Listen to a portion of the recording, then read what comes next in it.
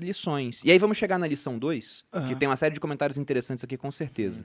Na 2, ele faz uma pergunta, né? Por que possibilitar a proficiência financeira? E apenas mostrando o que essa lição é o cerne dela, ele começa abordando a seguinte questão, que não importa quanto dinheiro você faz, mas quanto você conserva. E quando eu comecei a ler esse capítulo, eu falei, eu discordo disso, pô. Lógico que importa quanto dinheiro você faz. Só que ele começou a dar uma série de exemplos de pessoas que fizeram muito dinheiro ao longo da vida e que no final não tinham mais nada. Ele até cita uma reunião que teve em 1923. Ele cita um monte de gente que estava na reunião. Caras que eram investidores da Bolsa famosíssimos, né? O Jesse Livermore, que aparece nos Axiomas de Zurich, que ele aparece lá no Reminiscências de Especulador da Bolsa. Um monte de CEO de empresa. E ele fala que nos 10 anos seguintes, tantos morreram, tantos se suicidaram, tantos foram presos. Você vê que todo mundo estava na reunião, se deu mal. Ele falou, esses caras sabiam fazer muito dinheiro, mas não sabiam conservar. Eles não sabiam investir, não sabiam proteger o patrimônio. E ele fala sobre a importância disso. Não importa quanto dinheiro você faz, mas quanto você conserva. Exatamente. Né? Basicamente isso. Comentário sobre isso. Mas por que foi tão diferente o que ele falou que você passou a concordar com ele? Não, porque logo no começo eu pensei, lógico que importa quanto dinheiro você faz. Quem faz pouco dinheiro vai demorar muito mais para chegar lá. Só que ele quis ressaltar que se você faz muito dinheiro, isso não é garantia de que você vai chegar lá. Eu tenho uma história da minha vida que eu acho que por favor, denota muito sobre isso. Como eu disse, o meu pai trampou 30 anos na mesma empresa, que hoje é a Braskem, inclusive. Meu pai é engenheiro químico, trampou 30 anos, e o meu pai ele sempre foi muito bom num negócio chamado subtração, que é muito simples. Quanto você ganha, menos quanto que você gasta, é o tanto que você investe. E ele não sabia nada sobre contabilidade, sobre ele só dinheiro. Respeitava isso. Ele só respeitava uma simples subtração, cara. Então, eu lembro que meu pai chegava bem tarde em casa, então, por volta de 8 ou 9 horas da noite, ele saía da atual Braskem, vinha para casa, e ele abriu um programa chamado Quicken. Vocês lembram desse programa? Eu nem usei. É o primeiro software de você elencar gastos que existiu. É um software gringo, meu pai muito nerd, baixou lá. Quicken, da Microsoft. Quicken, Isso em 1999, assim.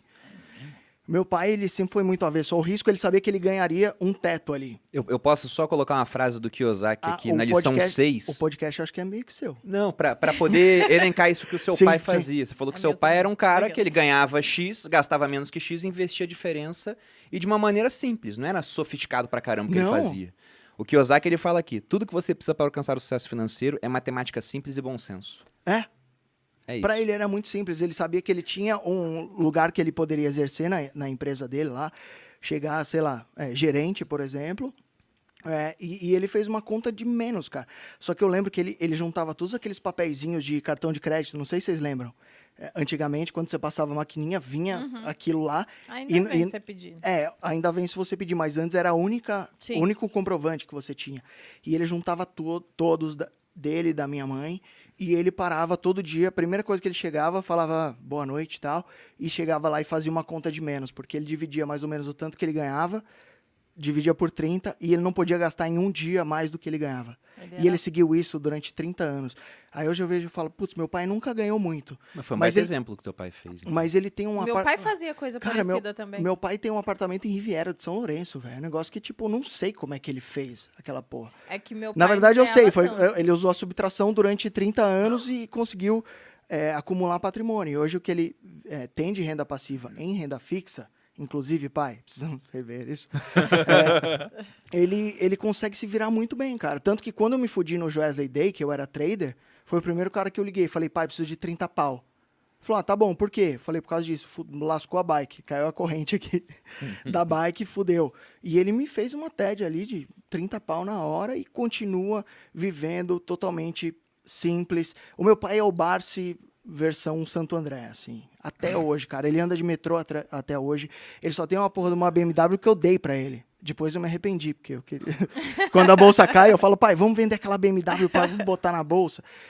Mas é incrível isso, porque o cara que faz o simples e que entende a lógica do dinheiro e que respeita o poder da composição, o poder do tempo, não precisa ser gênio, não precisa ser... Eu vou fazer uma pergunta sobre o seu pai. O meu pai fez a mesma coisa, só que meu pai não usava nenhum software. Ele usava o livro preto. O meu Sério, pai... a gente anotava. Tipo o livro caixa. Anotava assim, real. Então, meu pai falava pra... Aí que eu vou chegar numa pergunta para vocês, pro Thiago também, que é a seguinte. Nesse capítulo, o Kiyosaki ele bate muito na seguinte questão. Tem até uma frase aqui. Se o seu padrão for gastar tudo o que ganha, o mais provável é que um aumento de renda resulte apenas em mais despesas. Sim. Então você pega pessoas que não Muito têm bom. essa disciplina e esse arquivo mental de, olha, tem que gastar menos do que ganha, poupar para investir a diferença. Se dá muito dinheiro na mão delas, você pode dar quanto dinheiro quiser, elas não vão conservar esse dinheiro, não vão ter patrimônio, só vão gastar tudo. É o que acontece com boa parte das pessoas que ganham loterias. Sim. Você pega 5 anos depois, o cara geralmente ele gasta quase tudo até que só sobre na mão dele o dinheiro que ele tá pronto para lidar. Que às vezes é quase nada ou até negativo pro cara que acha que é normal ter dívida. Agora, se eu pegasse um caminhão de dinheiro e desse na mão do teu pai, ele ia Nossa fazer a mesma Senhora. coisa que ele fez, ele ia conseguir manter aquele patrimônio. E a mesma coisa com o Com seu. meu pai. E aí tem uma hora muito interessante que ele fala o seguinte, a importância dessa lição da proficiência financeira é que ele fala, você quer construir um prédio, por exemplo, o Empire State.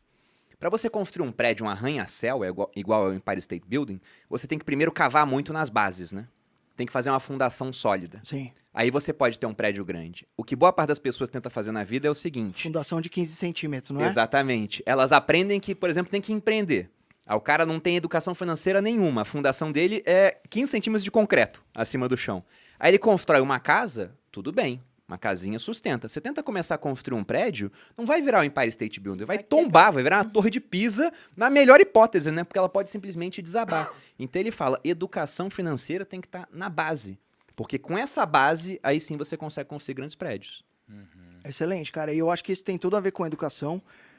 Faz uma semana, fazendo um merchan do bem aqui, faz umas 2 semanas que eu fui visitar o Instituto Ayrton Senna, que é um instituto que ajuda as crianças a se tornarem mais letradas, digamos assim, aprender matemática, português, então é bem focado em ensino de base. E, cara, quando eu entrei lá no instituto, que eu vi o carro do Senna, já tinha visitado a salinha que o Benchimol fez pro Senna lá dentro da XP, e o Senna sempre teve um negócio muito foda, assim, muito arraigado em mim. E faz 2 semanas que eu falei que, para todo sempre, a receita do meu canal, Pitch Money, vai ser doada pro Instituto Que Ayrton Senna, massa! porque, cara, eu até ajudava algumas causas animais e tudo mais, mas eu percebi que todos os problemas que a gente tem derivam de um problema da educação de base. Sim. A gente não tem. Eu tive a sorte de ter, porque meu pai abriu mão de muita coisa para que eu estudasse nas melhores escolas do Brasil. Mas não é o normal. Tanto que eu achava que eu era o cara mais pobre da escola. E depois eu percebi que os pais dos caras que entregavam as crianças com Audi, o Audi era financiado. E o meu pai, que tinha um Voyage que entrava água no... Como é que chama? No farol, quando chovia. O meu pai era o mais rico dali, mas não sabia. Mas é por isso que e aí as crianças me chamavam de pobre pra caralho na escola e se afastavam de mim. Mas é por isso que eu acredito que meu pai foi impecável comigo, mas a única coisa que eu mudaria... É meio foda falar de pai, né? Você vira meio emo. Mas a única coisa que eu mudaria com o meu filho é explicar a situação financeira do tipo, ó, papai ganha tanto, a gente gasta tanto. Porque eu vivi com essa mentalidade de tipo, mano, sou pobre, sou a margem da sociedade. Na minha época já não deixavam a gente derreter chumbo de pasta de dente. Não existia essa percepção. E o que me mudou muito foi o fato do meu pai ter pago uma educação de muita qualidade para mim. Então, quando eu fui para o ensino médio, estudar no Bandeirantes, eu percebi que tinha amigo meu que ia de motorista, de Mercedes, os caralho. Falei, mano, o que teu pai faz? Ah, meu pai tem uma empresa de não sei o que lá. Ah, meu pai tem uma siderúrgica. Meu pai tem não sei o que lá. Então, eu acredito que trocar ideia com o moleque ali, ou a menina mais nova, sobre qual é a sua situação financeira é o que vai fazer a tua família ir para outro patamar. Porque o filho do pai rico, ele conseguiu se manter rico, né? Manteve até multiplicou pelo que fala aqui no livro. E os meus sócios, eles da Inside, eles têm pai empreendedor. E o pai dele sempre falou, ó, pai ganha tanto, tem a empresa tal, não sei o que lá, me ajuda a ganhar mais dinheiro. E eles adquiriram esse tino, essa veia pros negócios. E, mano, hoje eles têm um patrimônio, sei lá, 10 vezes maior que eu. E a gente sempre caminhou junto. Só que o patrimônio deles é muito maior porque o mindset e é olha diferente. Que você ainda usou muito bem a internet, né? Que é uma baita de uma ferramenta para acumular patrimônio. Sim. Mas eu vou falar aqui uma coisa. Você tá falando, isso eu mudaria porque faria diferença. Mas no caso, ele não tinha essa expertise para te passar. Assim como meu pai não tinha, né? Então, por isso que porque eu, na verdade, eu também... Foi a mesma história. Meu pai também ralou para colocar numa escola boa, né? Que eu era mais pobre da escola, né? Eu não usava roupa de marca, todo mundo tava de roupa de marca. Mas meu pai também meu pai conversava comigo, mas eu era mesmo a mais pobre. Você entendeu? Essa era a realidade. Não tem problema nenhum. Então não fez diferença, eu acho. Eu acho que no final o que interessa é o exemplo e, de fato, ter contato com uma realidade de pessoas que têm mais dinheiro e que têm os pais, por exemplo, empreendedores, que têm os pais ricos ali, fez diferença para mim, porque eu já consegui enxergar uma coisa a mais para depois, obviamente, quando tipo, que existe um universo à parte, né? De pessoas que criam dinheiro, né? Exatamente.